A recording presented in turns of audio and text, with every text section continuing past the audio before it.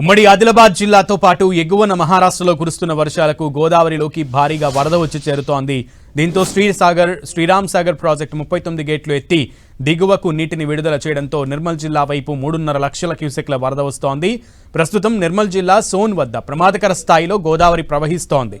దీనిపై మరిన్ని వివరాలను మా ప్రతినిధి ప్రేమ్ సాగర్ అందిస్తారు.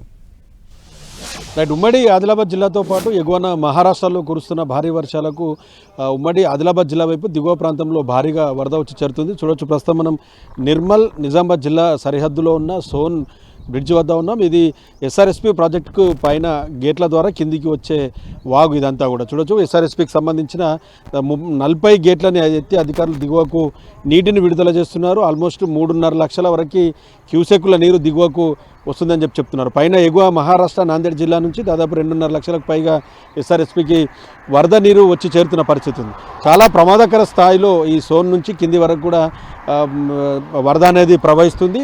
ఈ కనిపించే ప్రాంతంలో ఆ గేట్లకి కింది భాగంలో స్వర్ణ ప్రాజెక్ట్ సంబంధించిన కొంత వరద నీరు కూడా వచ్చి చేరుతుంది. సో దిగువకు వచ్చిన క్రమంలో ఇంకా ఇన్ఫ్లో అనేది చాలా భారీ మొత్తంలో పెరుగుతుందని చెప్పేసి చెప్తున్న పరిస్థితి ఉంది. సో రెడ్ అలర్ట్ ఉంది. మరో ఇవాళ రేపటి వరకు కూడా రెడ్ అలర్ట్ ప్రకటించిన నేపథ్యంలో ఇంకా భారీ వర్షం కురిసే అవకాశం ఉన్న నేపథ్యంలో కొంత ప్రజలంతా కూడా అప్రమత్తంగా ఉండాలని చెప్పి చెప్తున్నారు. సో గతంలో కూడా ఇలాంటి పరిస్థితులే. సో ఎస్ఆర్ఎస్పి చాలా రేరుగా ప్రాజెక్టు నిండు స్థాయిలో నిండిన తర్వాత చాలా రేరుగా గేట్లు ఎత్తే అవకాశం ఉంటుంది.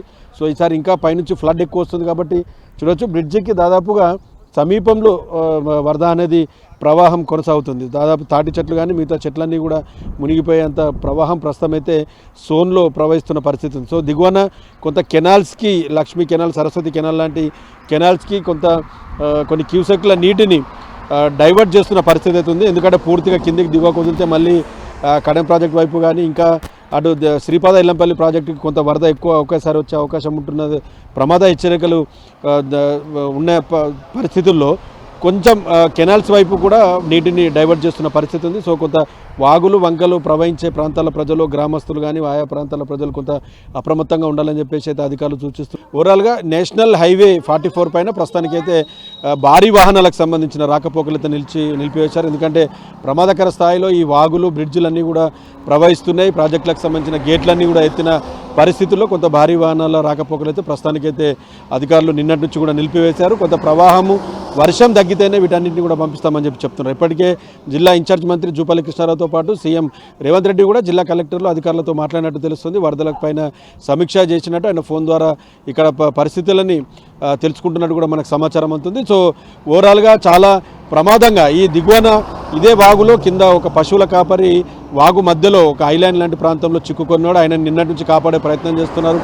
డ్రోన్ ద్వారా ఆయనకి టిఫిన్ కానీ భోజనము, సెల్ ఫోన్ పంపించే ప్రయత్నం చేసినప్పటికీ కూడా డ్రోన్ సిగ్నల్ అందకపోవడంతో కొంత విఫలమైంది. అతన్ని ఎట్లాగైనా కాపాడతామని చెప్పేసి చెప్తున్నారు. శంకర్ నాయక్ అనే పశువుల కాపరి ప్రస్తుతం ఆయన లక్ష్మణచాంద మండలానికి సంబంధించిన సమీపంలోని గోదావరి నదిలోని మధ్యలో వాగు ఒడ్డులో చిక్కుకునే పరిస్థితి ఉంది. ప్రస్తుతానికి ఎస్ఆర్ఎస్పి నుంచి అయితే వరద వస్తుంది. మరి అతన్ని ఏ విధంగా కాపాడతారన్న దానిపైన కొంత హెలికాప్టర్ సంబంధించిన సహాయం కూడా కోరే అవకాశం ఉంది. సో వర్షం తగ్గితే కొంత రెస్క్యూ చేసే అవకాశం కూడా ఉంటుంది. సో